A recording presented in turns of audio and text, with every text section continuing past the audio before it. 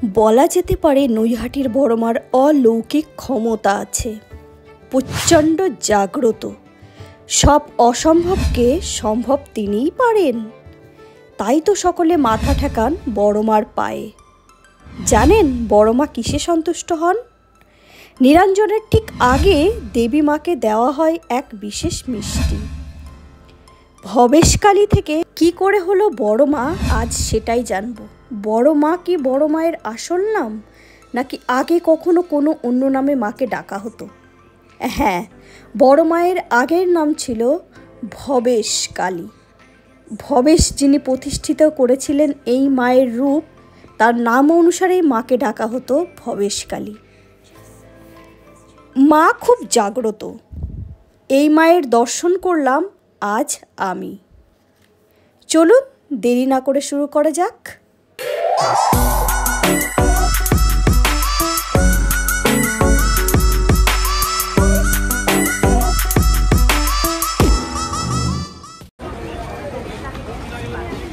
Hello everyone, good morning. আমি সকাল সকাল চলে এসেছি বাস ধরে শিয়ালদা স্টেশনে। তো চলো দেখো, এখন আমি ট্রেনে উঠে পড়েছি, এটা লোকাল ট্রেন। তো এখন আমি যাচ্ছি নৈহাটির উদ্দেশ্যে। আমার টিকিট আপ অ্যান্ড ডাউন দুটোই আমি কেটে নিয়েছি। তো ফার্স্ট টাইম আমি একাই যাচ্ছি এখান থেকে ওখানে গিয়ে মিট করবো ভাইয়ের সাথে, মামা এবং মামির সাথে। চলো দেখা হচ্ছে। আবারও চলে এলাম পাহাড়ি অঞ্চলে। হ্যাঁ, এমন মনে করবেন না, just feel and watch, just like a Shillong. Wow! এই মনোরম দৃশ্য দেখতে দেখতে আমি পৌঁছে গেলাম মাই ডেস্টিনেশন।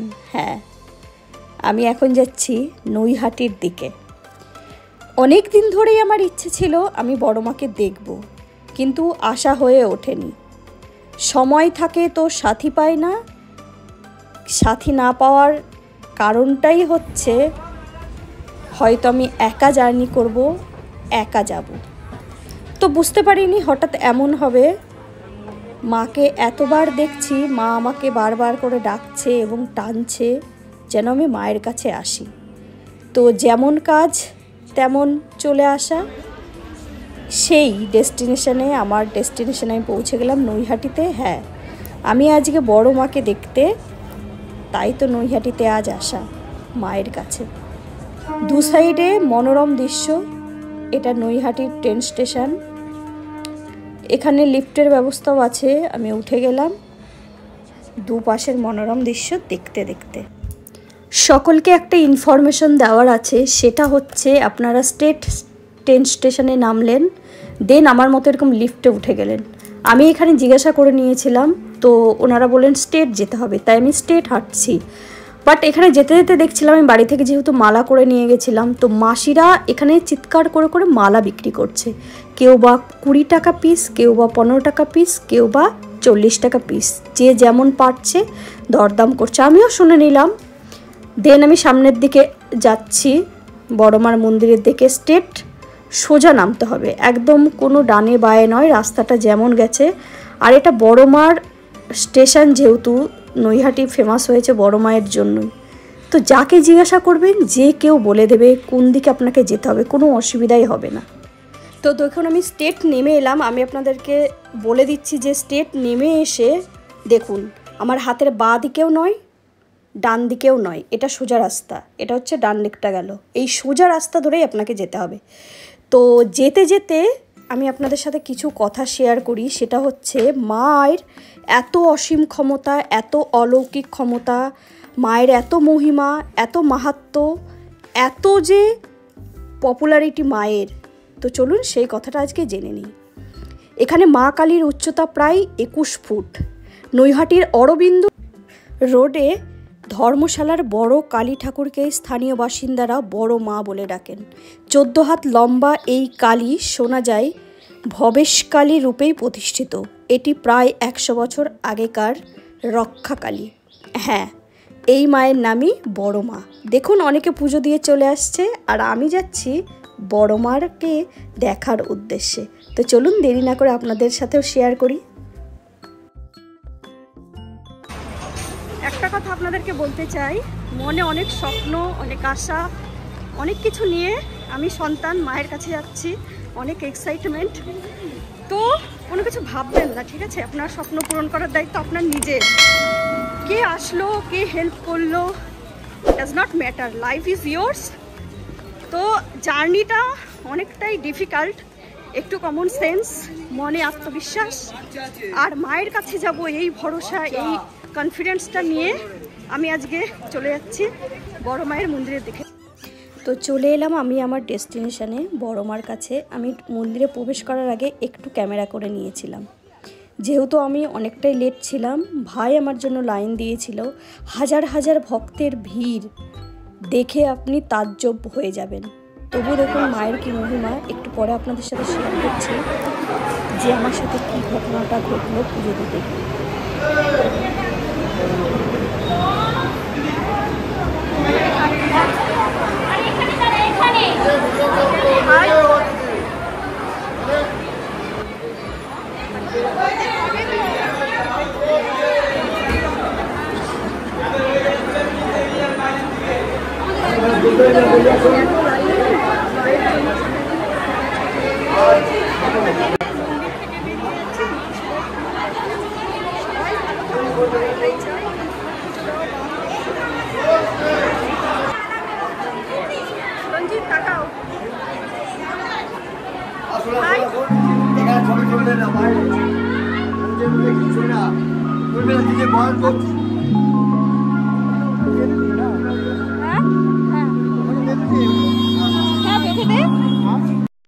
তো এখানে আমাকে দেখে আপনারা হয়তো বুঝতে পারছেন এখানে আমি কথা বলার মতো অবস্থাতে ছিলাম না। মায়ের কাছে গিয়ে তার সন্তানরা হাউমাউ করে চিৎকার করে কাঁদছিল।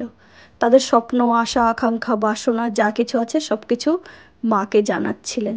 তো আমিও রীতিমতো একটু ইমোশনাল হয়ে গেছিলাম। মায়ের কাছে যাব, ইমোশনাল হব না, এটা তো একটা অস্বাভাবিক ব্যাপার, তাই না?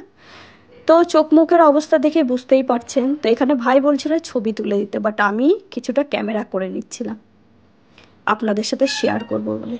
তো চলুন আজকে একটা মায়ের অলৌকিক ক্ষমতার কথা আপনাদের সাথে শেয়ার করি, কীভাবে এই মায়ের উৎপত্তি। ধর্ম হোক যার যার, বড় মা সবার। স্বর্গীয় ভবেশ চক্রবর্তী ও তার 4 বন্ধু মিলে ভাঙা রাজ দেখতে গিয়েছিলেন নবদ্বীপে। আর সেখানে গিয়ে রাধাকৃষ্ণের বিশাল আকার মূর্তি দেখে তারা অত্যন্ত বিস্মিত হয়ে যান। সেখান থেকেই নৈহাটির ছোট রক্ষাকালীর মূর্তিকে বিশাল আকার দেওয়ার পরিকল্পনা ভবেশবাবুর মাথায় খেলতে শুরু করে। যেমন ভাবা তেমন কাজ।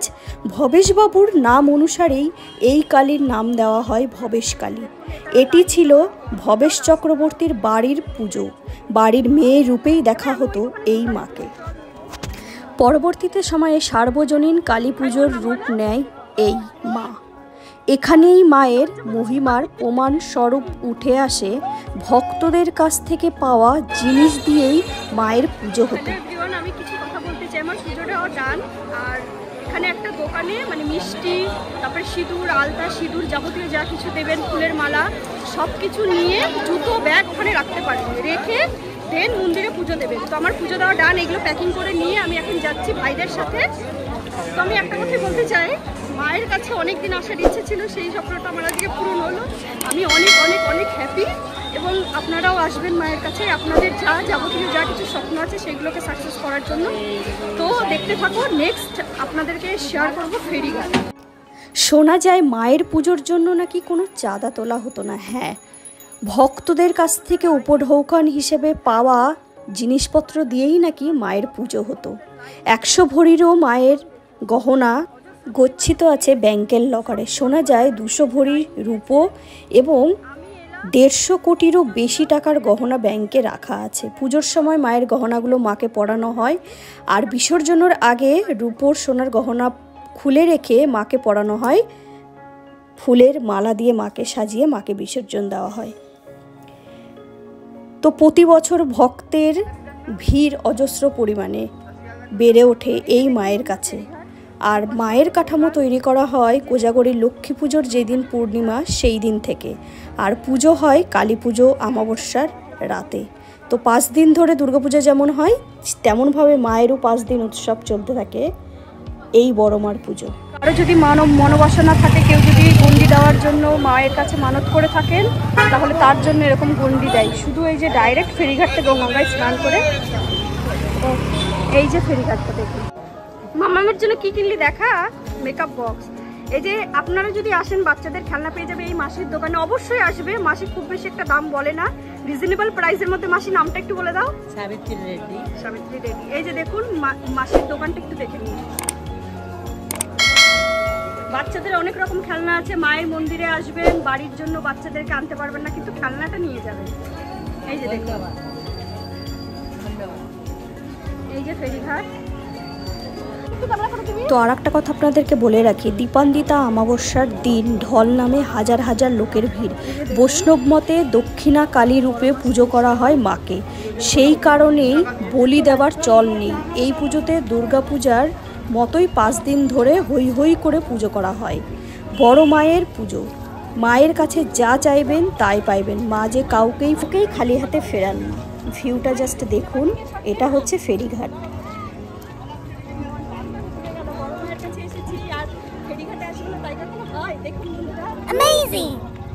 আমি বোতল নিয়ে এসেছি জল নেবো বলে, এই যে এই বোতলটা গঙ্গা জল নেবো বলে।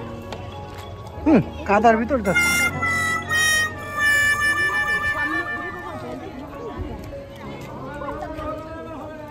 বল মিলি ছবি তুলে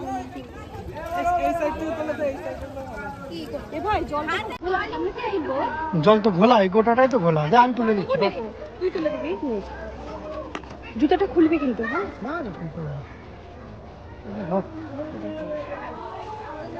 ফোনটা দে, পড়ে যেতে পারে। দাঁড়া, এইদিকে ফোনটা দে ভাই। আস্তে সাবধানে যাবি, হুড়োহুড়ি করবি না ভাই, স্লিপ আছে, আস্তে যা। এই যে ভাই গঙ্গা জল তুলে নিচ্ছে।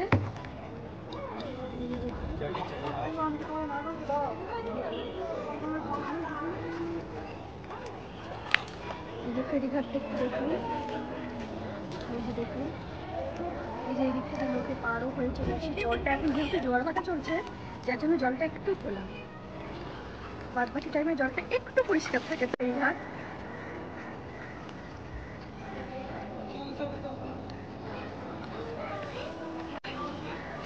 এই যে ভাই জল তুলে নিল, এই যে দেখুন।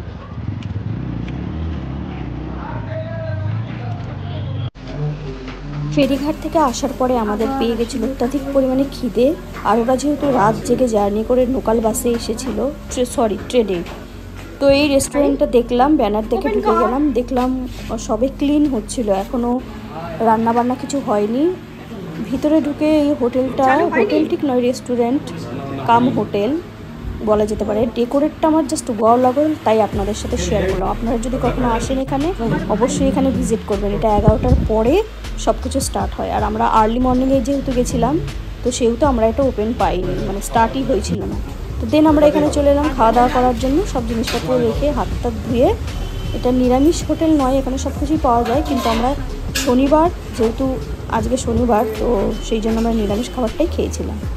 তো দেখুন, আমি হোটেলটা ভালো করে দেখিয়ে দিচ্ছি। ইনি ম্যানেজার, বুদ্ধদেবের একটা ওখানে ছবি লাগানো আছে, খুবই সুন্দর। এই যে দেখুন, আমার ভাইয়ের আর তর হয়েছে না। ভাই তাকাও, ভাই তাকা। রেসিপিগুলো একটু বল। কোনটা? ডাল। হ্যাঁ, এটা হচ্ছে শুক্তো। না ওটা শুক্তো না বোধহয়। হ্যাঁ শুক্তো। এটা হচ্ছে আমের চাটনি, অর্ধেক আম আছে। আর এটা হচ্ছে নাম জানি না। সর্ষে দিয়ে পোস্ত দিয়ে কিছু একটা করেছে। এটা পাঁপড়, এটা আলুর পাঁপড়। এটাও আলুর পাঁপড়, দু রকম পাঁপড়। এই দেখো, ভেজ থালি, তাই তো? কত সুন্দর ডেকোরেট করে দিয়েছে দেখুন। তো আপনারা যদি আসেন কখনো বড়মাকে ভিজিট করতে, এই হোটেলটাতে অবশ্যই আসবেন। বিহেভিয়ার দারুণ ছিল ওনাদের। একটা বয়স্ক লোক যিনি প্রতিবন্ধী ছিলেন, তবুও এই হোটেলে কাজ করছিলেন। আর রাস্তাঘাটে আমরা অনেক লোককেই দেখতে পারি যে যারা হাত পা সব কিছুই ঠিক আছে, তবুও ভিক্ষে করে খায়। আর ওই লোকটাকে দেখে আমি জাস্ট মুগ্ধ হয়ে গেছিলাম। একটু বলুন। খেতেই ব্যস্ত, কোনো রিভিউ দিচ্ছে না। এটা বাড়ি নয় দাদা, অভ্যাসটা একই হয়ে গেছে। এই দুটো পাম খেতে। ওরা তো এখান থেকে বাড়ি চলে যাবে, কি কি কেনাকাটা করলাম হয়তো দেখাতে পারবো না, কারণ ওরা চলে যাবে এখান থেকে তারাপীঠ যাবি তো, আর আমি এখান থেকে চলে যাবো বাড়ি। তো আমি বুনুর জন্য আর রিঙ্কির জন্য কী কী নিলাম একটু দেখিয়ে দিই। এই ব্যাগগুলো 350 টাকা করে বলছিল, বাট নিয়েছি 280 করে। দেখুন কত সুন্দর, এরকম দ্বারা দেখিয়ে দিচ্ছি। এই দেখুন কত সুন্দর, পুরো পারফেক্ট কমফোর্টেবল। এটা নিয়েছি আমার মাম্মামের জন্য। এটা তো জাস্ট ওয়াও। এখানে লেখা আছে বেবিস। দেখুন হ্যান্ড ব্যাগ হিসেবে ইউজ করতে পারে। আর এরকম একটা গোল্ডেন চেন আছে, এটা এরকম করে না দেবে, তাই না? এটা রিঙ্কির জন্য তো, রিঙ্কির কালারটা তো আমার খুব পছন্দ, ফেভারেট, মাই ফেভারেট কালার, পুরো অ্যাশ। এই যে দেখুন, এটা ভাইয়ের জন্য, এটা দেখাচ্ছি না, জেন্টস ব্যাগ আর কি দেখাবো। এই যে ঠিক আছে। আর এগুলো তো যে পুজো দিয়েছি পোশাক, আর এটা হচ্ছে মাম্মামের জন্য ভাই গিফট করেছে ওর মেকআপ কিট, তাই তো? ঠিক আছে।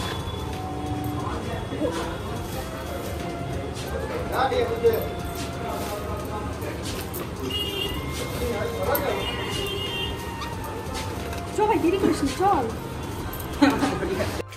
যেই কথাটা আপনাদের সাথে না শেয়ার করলেই নয়, সেটা হচ্ছে অলৌকিক। কেন বললাম? কারণ আমার নিজের সাথে ঘটেছে, তাই আমি জানি।